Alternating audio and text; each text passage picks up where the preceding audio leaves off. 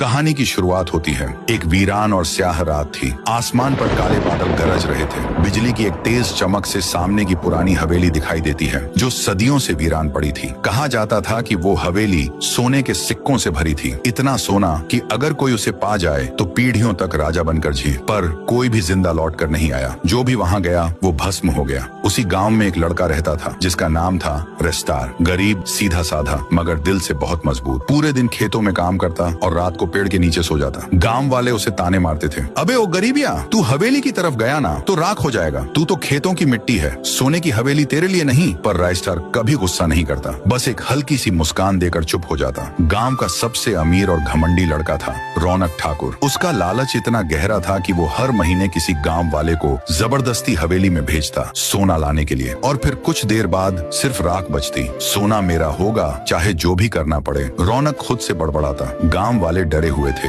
लेकिन कोई कुछ कह नहीं सकता था। एक रात रौनक एक रहस्यमयी बाबा के पास जाता है। वो हाथ जोड़कर कहता है, बाबा मुझे हवेली का सोना चाहिए, मेरी जान भी चली जाए तो चले। बाबा धीरे से आंखें खोलता है और कहता है, सोना चाहिए तो सुन, हवेली का खजाना सिर्फ उसका होता है जो उसका असली वारिस है। अगर तू उस वारिस के साथ जाएगा तो तू जिंदा रह सकता है। अगले दिन रेस्टार अपने टूटे जूते और फटी कमीज में खेत से लौट रहा था। हवेली के सामने से गुजरते वक्त उसकी आंखें रुक गईं। वो बुदबुदाया, अगर सब सच है तो आज किस्मत आजमा कर देखता हूँ। जान तो हर दिन जा रही है, कम से कम मरते वक्त कुछ समझ आ जाए। डरते डरते कांपते हुए वो हवेली के दरवाजे को पार करता है और कुछ नहीं होता। ना कोई आग, ना कोई राख, बस एक गूंजती हुई आवाज, वापस आ गया मेरा वारिस। रेस्टार हक्का बक्का रह गया, आंखें चौड़ी, दिल तेज धड़क रहा था। हवेली के अंदर का सोना चमकने लगा था। उसी वक्त रौनक ठाकुर दूर से देख रहा था। वो चौंक गया। वो मरा नहीं, इसका मतलब वो ही है हवेली का असली वारिस। अब रौनक की आंखों में हवेली का सोना नहीं, रेस्टार की मौत की आग जल रही थी। अगले दिन से रौनक ने पूरे गांव में ऐलान कर दिया, रेस्टार को खोजो, जिंदा या मुर्दा।